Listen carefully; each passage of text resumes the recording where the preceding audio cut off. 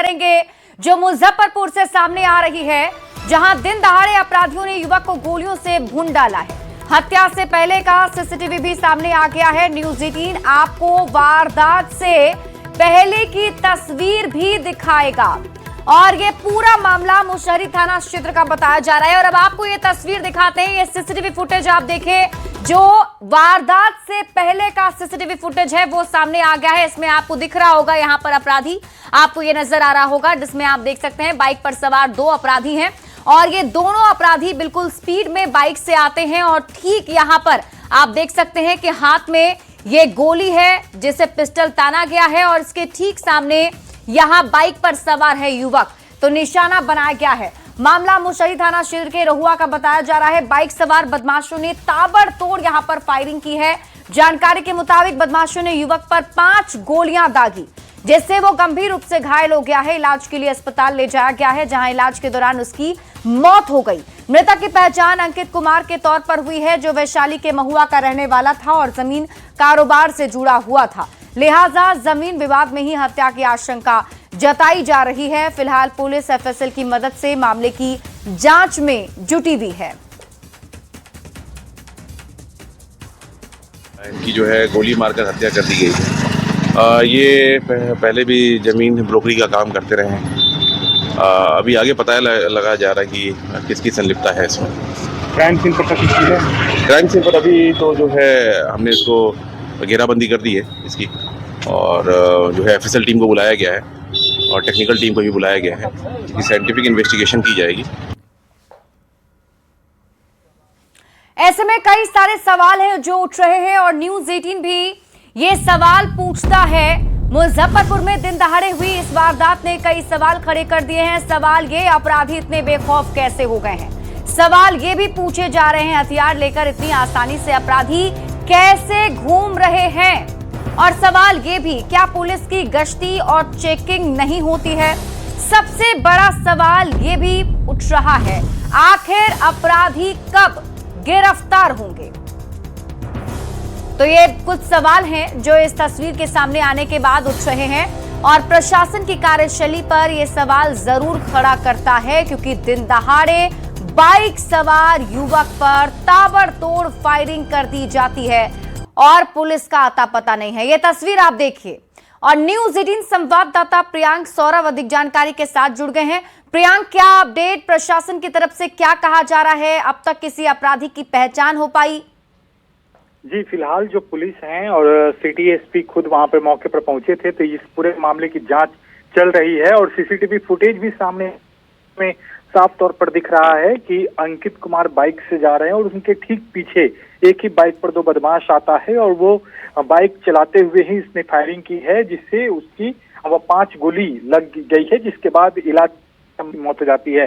जिस तरीके से दिन दहाड़े यह घटना हुई है, जिसके बाद कई तरह के सवाल उठ रहे हैं कि वो क्या अपराधी जो हैं ये इतने बेखौफ हो चुके हैं, उन्हें पुलिस का डर नहीं है, कानून का डर नहीं है। हालांकि सिटी एसपी ने बताया है कि अब जिस लोकेशन में अपराधी जा रहे थे उस लोकेशन की भी तमाम फुटेज खंगाले जा रहे हैं, अपराधियों की पहचान की जा रही है और जल्द से जल्द अपराधियों की गिरफ्तारी भी कर ली जाएगी। तो कहीं न कहीं जिस तरीके की यह घटना घटी है, इसको लेकर कई तरह के सवाल तो उठ रहे हैं और इलाके में दहशत का भी माहौल है, लेकिन पुलिस इस मामले में जल्द से जल्द बड़ी कार्रवाई करने की बात भी कह रही है और बताया जा रहा है कि जल्द से जल्द अपराधी को गिरफ्तार भी कर लिया जाएगा। ठीक है प्रियांक, आप इस खबर पर नजर बनाकर रखिए। शुक्रिया इस अपडेट के लिए। और अब बात करेंगे मुंगेर की, जहां पुरानी रंजिश को लेकर गोलीबारी की घटना सामने आई है। टिकरामपुर गांव में सोनू कुमार को अपराधियों ने गोली मार दी। गोली युवक के पैर में लगी है। फिलहाल घायल का इलाज अस्पताल में चल रहा है। परिजनों का आरोप है कि पिछले साल हुए उसके भाई आशुतोष कुमार हत्याकांड का केस वापस लेने का दबाव बनाया जा रहा था। विरोध करने पर बदमाशों ने फायरिंग की है। घटना के बाद से इलाके में तनाव का माहौल है। पुलिस मामले की जांच और आरोपियों की गिरफ्तारी में जुटी हुई है। आज सुबह जा रहे थे खेत भुट्टा छिलवाने के लिए, उसके बाद गंगा जी के किनारे के नजदीक पहुंचे ना, तो राजा यादव, सालन यादव और उसके साथ में 3 और आदमी थे। मिला और राजा यादव बोला कि केस उठाने के लिए। कौन? मेरे भाई को छठ पूजा में अगले साल गोली मारा था, वही केस उठाने के जरिए। पटना सिटी के चौक थाना क्षेत्र के राजाराम लेन गली में एक दिल दहला देने वाली घटना सामने आई है, जहां एक तलाकशुदा सनकी पति ने अपनी पत्नी के ससुराल में घुसकर पेट्रोल छिड़ककर पत्नी और उसके ससुराल वालों को आग लगा दी। हादसे में पत्नी, 2 बच्चे, ससुर और सास गंभीर रूप से झुलस गए हैं। वहीं इस जानलेवा हमले में आरोपी पहला पति भी बुरी तरह झुलस गया है। आनन फानन में सभी घायलों को इलाज के लिए एनएमसीएच में भर्ती कराया गया, जहां पुरुषोत्तम अग्रवाल और नीलम अग्रवाल की स्थिति बेहद नाजुक बताई जा रही है।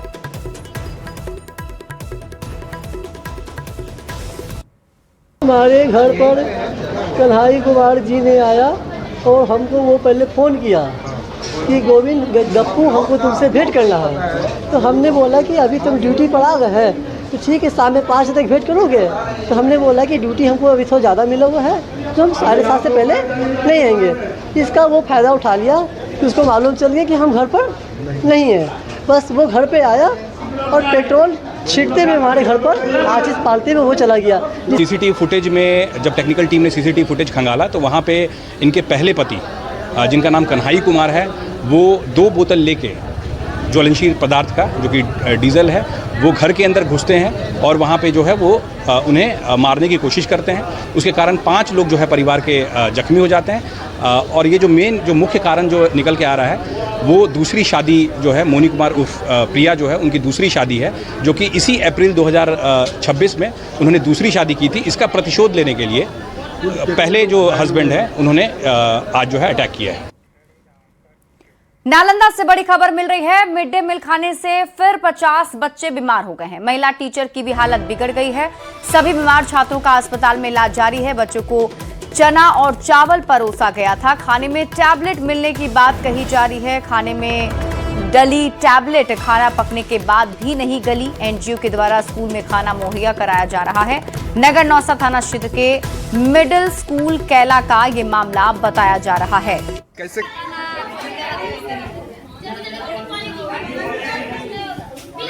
ऐसे में कई सारे सवाल हैं जो उठ रहे हैं और न्यूज़ 18 ये सवाल पूछता है, क्यों हो रहा बच्चों की सेहत से खिलवाड़? सवाल ये भी, मिड डे मील बच्चों के लिए आहार है या मार? सवाल ये भी उठ रहे हैं, बच्चों की जान क्या इतनी सस्ती है? और सवाल ये भी, इससे पहले भी हुई एमडीएम में मिलावट, प्रशासन का क्या होगा अब एक्शन? क्योंकि देखिए, कोई पहली बार ये मामला सामने नहीं आया है। अक्सर एमडीएम खाने की वजह से छात्र बीमार पड़ते रहे हैं, हॉस्पिटल ले जाना पड़ता रहा है। तो सबसे बड़ा सवाल कि प्रशासन कब एक्शन लेगा? पटना में प्रदर्शन के लिए जुटे टीआरई 4 के अभ्यर्थियों पर हंगामे से पहले ही प्रशासन ने बड़ी कार्रवाई कर दी है। पटना कॉलेज गेट के पास जुटे अभ्यर्थियों में 100 से ज्यादा छात्र नेताओं को पुलिस ने हिरासत में ले लिया है। सभी को अलग अलग थाने में डिटेन किया गया है। अब अभ्यर्थी आज विरोध प्रदर्शन नहीं कर सकेंगे। आपको बता दें, ये तस्वीर भी आपको दिखा रहे हैं, जिसमें आप देखें हिरासत में 100 से ज्यादा छात्र नेता लिए गए हैं, अलग अलग थाने में डिटेन किए गए हैं। यानी कि आज मार्च अभ्यर्थी नहीं निकाल सकेंगे।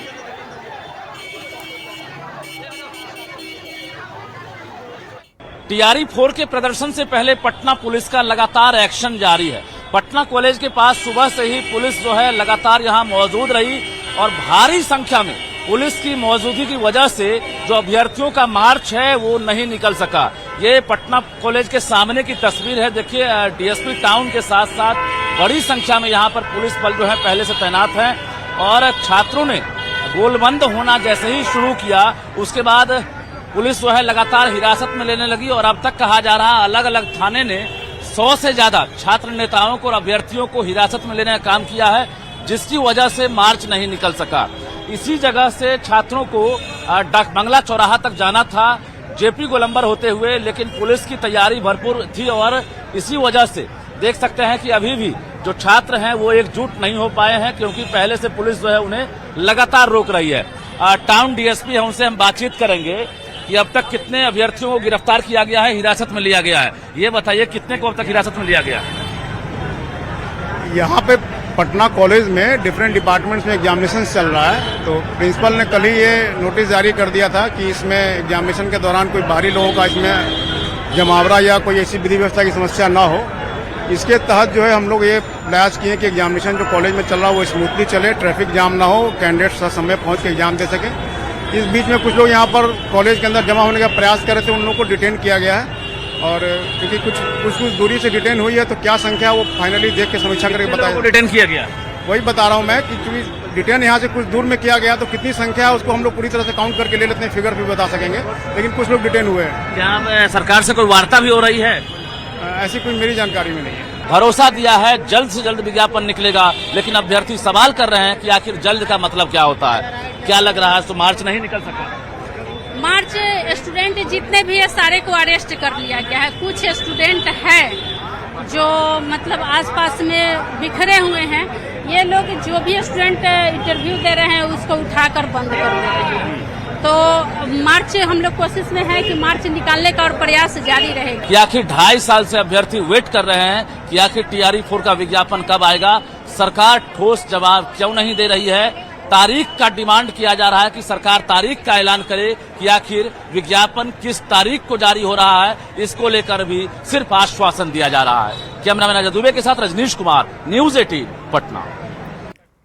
TRE-4 अभ्यर्थियों से मंत्री ने भी अपील की है। सीएम ने शिक्षा विभाग को निर्देशित किया है, विभाग में चल रही है इंटरनल तैयारी, अभ्यर्थी किसी के बहकावे में नहीं आए।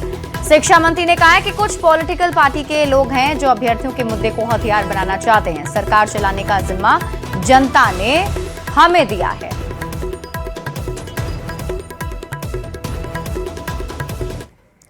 और अब बात उस खबर की, बिजली उपभोक्ताओं के लिए बहुत जरूरी है। आज शाम 7 बजे से 22 मई सुबह 8 बजे तक बिजली विभाग की सभी ऑनलाइन सेवाएं अस्थायी रूप से बंद रहेंगी। North Bihar power distribution company limited और south Bihar power distribution company limited के नए बिलिंग सॉफ्टवेयर में माइग्रेशन का काम किया जा रहा है। इस तकनीकी कार्य की वजह से इस अवधि में बिल भुगतान, रिचार्ज और अन्य ऑनलाइन सेवाएं उपलब्ध नहीं रहेंगी। हालांकि स्मार्ट मीटर उपभोक्ताओं की बिजली आपूर्ति सामान्य रूप से जारी रहेगी और बिजली सप्लाई बाधित नहीं होगी। विभाग ने उपभोक्ताओं से सहयोग की अपील की है। उपभोक्ताओं के लिए बेहद अहम और बेहद जरूरी है। बताते ये चले कि आज शाम 7 बजे से लेकर के 22 तारीख तक जो है वो ऑनलाइन बिजली सेवाएं जो है वो बंद रहेंगी। और बताते ये चले कि उपभोक्ताओं को बेहतर सुरक्षित एवं आधुनिक डिजिटल सुविधाएं उपलब्ध कराने के उद्देश्य से north Bihar power distribution company limited और south Bihar power distribution company limited के द्वारा नए बिलिंग सॉफ्टवेयर में माइग्रेशन कार्य किया जा रहा है। और इस तकनीकी के कार्य के कारण जो है 20 मई यानी आज शाम 7 बजे से लेकर के 22 मई सुबह 8 बजे तक बिजली उपभोक्ताओं से संबंधित जो है वो सभी ऑनलाइन सेवाएं अस्थायी रूप से जो है वो बंद रहेगी। माइग्रेशन अवधि के दौरान जो है स्मार्ट मीटर उपभोक्ताओं का रिचार्ज नहीं होने की स्थिति में भी बिजली आपूर्ति समान रूप से जारी रहेगी। बताते ये चले कि विद्युत आपूर्ति बाधित नहीं होगी। और इस दौरान जो है इस अवधि के दौरान जो है बिजली बिल भुगतान, स्मार्ट प्रीपेड रिचार्ज मीटर जो है, नया विद्युत कनेक्शन, लोड नाम परिवर्तन, बिल सुधार सहित अन्य ऑनलाइन सेवाएं जो है उपलब्ध नहीं होंगी। North Bihar power distribution company limited व south Bihar power distribution company limited ने सभी उपभोक्ताओं से अनुरोध किया है कि ये आवश्यक बिजली बिल भुगतान एवं स्मार्ट प्रीपेड रिचार्ज निर्धारित समय से पूर्व कर लें। आज शाम से लेकर के 22 तारीख की सुबह 8 बजे तक पूरे तौर पे ऑनलाइन सेवाएं जो है वो बिजली से संबंधित बाधित रहेगी। हालांकि इसमें राहत भरी बात ये है कि इस दौरान जो है अगर आपका बिजली बिल भुगतान नहीं रहता है, रिचार्ज नहीं रहता स्मार्ट मीटर, फिर भी बिजली सेवा जो है वो निर्विरोध जो है वो जारी रहेगा। लगातार जो है बिजली सेवा बहाल रहेगी। अमित कुमार, न्यूज 18 पटना। बढ़ते आगे और बात राहुल गांधी की करेंगे, जो अपने विवादित बयान को लेकर फिर से सुर्खियों में आ गए हैं। राहुल गांधी ने पीएम मोदी को लेकर विवादित बयान दिया है। राहुल गांधी ने पीएम मोदी के लिए अपशब्द कहे। राहुल गांधी ने कहा कि जब भी बीजेपी आरएसएस के लोग आपके सामने आए और नरेंद्र मोदी अमित शाह की बात करें तो आप उनसे खुलकर कहिए, नरेंद्र मोदी अमित शाह गद्दार हैं, बीजेपी आरएसएस गद्दार है, क्योंकि आप लोगों ने मिलकर देश को बेचने का काम किया है। जब ये आरएसएस के कार्यकर्ता आपके सामने आएंगे नरेंद्र मोदी की बात करेंगे, अमित शाह की बात करेंगे, उनसे आप सामने उनको कहो कि आपका प्रधानमंत्री गद्दार है, आपका होम मिनिस्टर गद्दार है, आपका संगठन गद्दार है, आपने हिंदुस्तान को बेचने का काम किया है। वहीं बीजेपी ने भी राहुल गांधी पर हमला बोला है और कहा कि पाकिस्तान की भाषा बोलते हैं राहुल गांधी। राहुल गांधी ने देश की जनता का अपमान किया है। बीजेपी अध्यक्ष का राहुल गांधी पर पलटवार। राहुल गांधी हताश हैं। नितिन नवीन ने कहा कि राहुल गांधी राजनीति के राहु हैं। राहुल गांधी का बयान दुर्भाग्यपूर्ण है। देश की जनता राहुल गांधी को जवाब देगी। तो आपको बड़ी खबर बता रहे हैं, राहुल गांधी के बयान पर अब बवाल शुरू हो गया है और बीजेपी की तरफ से पलटवार किया गया है, जिसमें बीजेपी के राष्ट्रीय अध्यक्ष नितिन नवीन की तरफ से राहुल गांधी पर हमला बोलते हुए कहा गया कि राहुल गांधी राजनीति के राहु हैं और राहुल गांधी का ये बयान दुर्भाग्यपूर्ण है। आपको बता दें कि राहुल गांधी ने प्रधानमंत्री नरेंद्र मोदी और अमित शाह पर हमला बोलते हुए कहा कि राहुल गांधी कि अगर आरएसएस और बीजेपी के लोग आपके पास आए तो जनता से उन्होंने अपील की कि आप उन्हें कहिए कि पीएम मोदी गद्दार हैं। अब इसका पलटवार जो है बीजेपी के राष्ट्रीय अध्यक्ष नितिन नवीन ने किया है।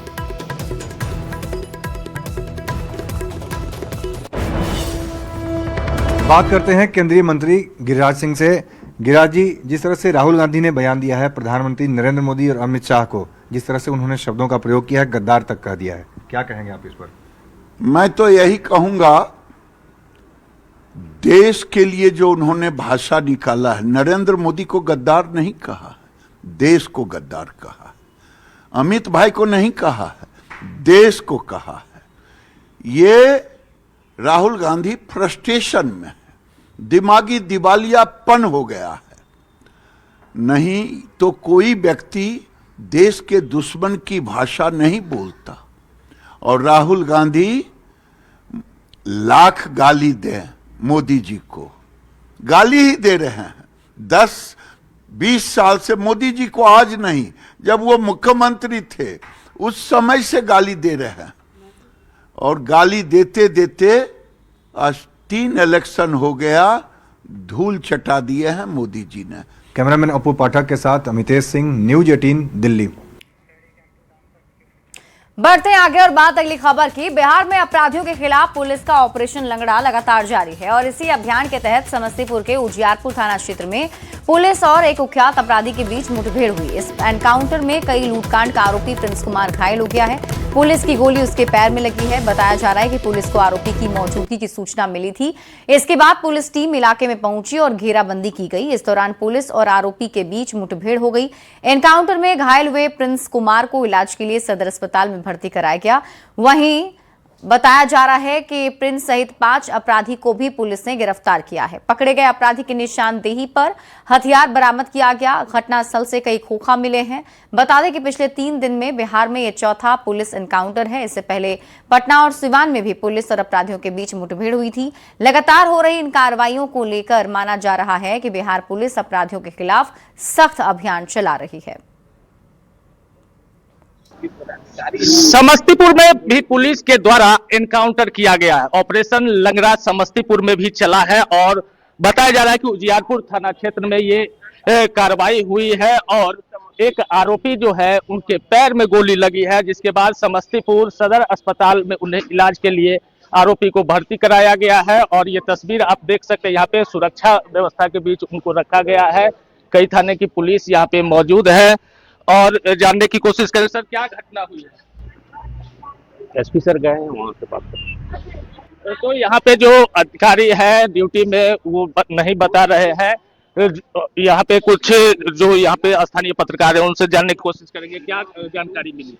जानकारी मिली है कि एक कुख्यात कोई सोना लुटेरा है, उनको पुलिस के साथ मुठभेड़ में गोली लगी है, जिसका इलाज पुलिस सदर अस्पताल में करवा रही है। अभी मीडिया कर्मियों को कुछ भी बताने से वो परहेज कर रही है। क्या नाम है उसका जो अपराधी है? उसका प्रिंस नाम बताया जा रहा है अभी। तो प्रिंस है जो कई लूटकांड के आरोपी थे। पुलिस के द्वारा इनकाउंटर किया गया है। ऑपरेशन लंगड़ा चलाया गया समस्तीपुर में और घटनास्थल पर समस्तीपुर पुलिस अधीक्षक सहित कई पुलिस पदाधिकारी वहां पहुंचे हैं, लेकिन यहां पर कोई भी पुलिस के अधिकारी कुछ भी बताने से परहेज कर रहे हैं। Mukesh Kumar, news 18 network, Samastipur. देखिए, एनकाउंटर खटाखट जारी है और अपराधी जो है वो सफाचट हो रहे हैं। और आपको ये तस्वीर दिखा रहे हैं समस्तीपुर, पटना, सिवान की ये तस्वीर आप देखिए। पटना में 19 मई की तस्वीर है और देखिए बिहार की सम्राट सरकार में ताबड़तोड़ एनकाउंटर हो रहे हैं। समस्तीपुर में आरोपी प्रिंस कुमार के साथ पुलिस एनकाउंटर हुआ, तो वहीं इससे पहले 24 घंटे के अंदर सिर्फ पटना में 2 एनकाउंटर हो चुके हैं। एनकाउंटर की इन घटनाओं में पुलिस ने अपराधियों को लंगड़ा कर चलने पर मजबूर कर दिया है। 17 मई को सिवान में भी पुलिस ने लूटकांड के आरोपी का हाफ एनकाउंटर किया था।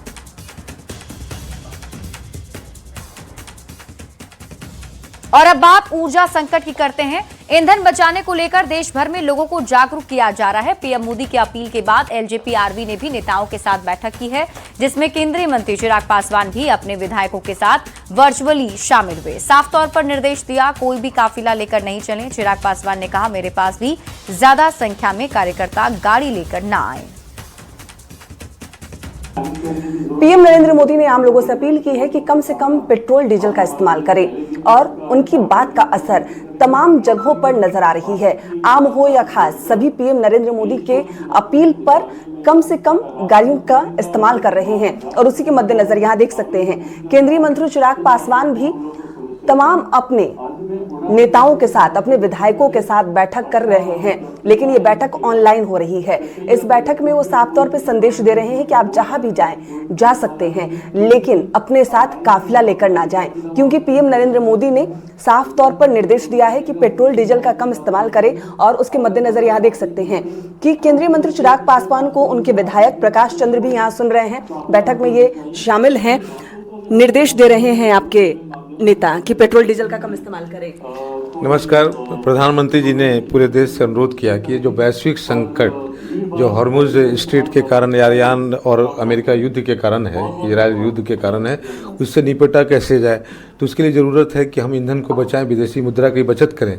आज हमारे राष्ट्रीय अध्यक्ष आदरणीय चिराग पासवान जी, सभी जिलाध्यक्ष, सभी विधायक, सभी सांसद, सभी राष्ट्रीय एवं सभी पदाधिकारियों के साथ बैठक कर रहे हैं। और खबर कटिहार से है, जहां महिपाल नगर क्षेत्र में न्यूज 18 की खबर का असर देखने को मिला है। महिपाल नगर में गोलियों की बौछार की खबर को न्यूज 18 ने तत्परता के साथ दिखाया था, जिसके बाद खुद एसपी घटनास्थल का निरीक्षण करने पहुंचे हैं।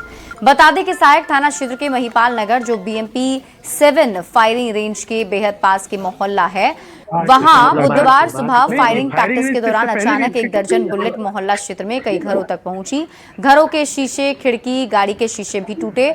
घटना के बाद इलाके में सनसनी फैली हुई है और लोग सहमे हुए हैं।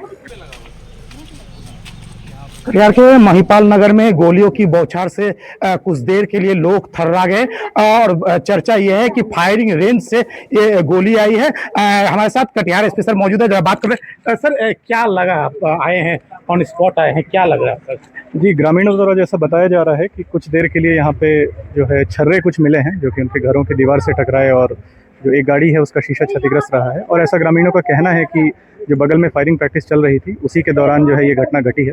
परंतु जब तक इसमें जांच नहीं होती है, इसकी पुष्टि करना मुश्किल है। हम लोग एक उच्च स्तरीय जांच कमेटी इसमें बैठा रहे हैं। तत्काल क्या फायरिंग रेंज से जो फायरिंग होता है वो बंद रहेगा क्या? अभी क्या निर्देश दिया गया, तत्काल क्या निर्देश? जी, तत्काल हम लोग उसको स्थगित कर रहे हैं जब तक कि जांच रिपोर्ट नहीं आती है। उसके बाद हम लोग जो है अकॉर्डिंगली फिर कार्रवाई करेंगे। क्या जो गोली वगैरह जो है, बुलेट वगैरह, वो सब जब्त किया गया है अभी? जी, बुलेट जब्त किया गया है। ग्रामीणों द्वारा ही कई सारे जो हैं छर्रे जो हैं वो प्रस्तुत किए गए हैं। हम लोग FSL से जांच करवाएंगे और FSL की जांच रिपोर्ट के बाद फिर आगे की इसमें कार्रवाई की जाएगी। तो ये कटिहार एसपी थे जो बता रहे थे कि ये जो महिपाल नगर का ये इलाका है, सुबह सुबह इस इलाके में गोलियों से पूरा मोहल्ला थर्रा गया और लोग काफी भयभीत है। जरा बात कर लेते हैं, क्या हुआ था, क्या हुआ था? जी, ये घटना है लगभग साढ़े 9 बजे के आसपास की। अचानक लगभग दर्जनों की संख्या में गोली हमारे महिपाल नगर वार्ड नंबर 2 जो पड़ता है उस पे गिरना स्टार्ट हुआ। तो कुछ महिलाओं ने हमें बताया, तो हमने उसका जो फोटो है वो हम वार्ड कमिश्नर को भेजे। वहां से वो उन्होंने कहा कि हम BMP से बात करते हैं और BMP से अभी SP आए हैं, क्या आश्वासन मिला क्या? जी, उन्होंने तो कहा है कि जो निष्पक्ष होगा, और सर हम यही चाहते हैं कि हम लोग को सुरक्षा दिया जाए। फिलहाल सहमे हुए। हालांकि न्यूज 18 पर खबर आने के बाद खुद SP घटनास्थल पर पहुंचकर पूरे मामले पर जायजा ले रहे हैं और इसके बाद जो भी है उचित निर्देश दिए हैं। सुब्रत, न्यूज 18 कटिहार।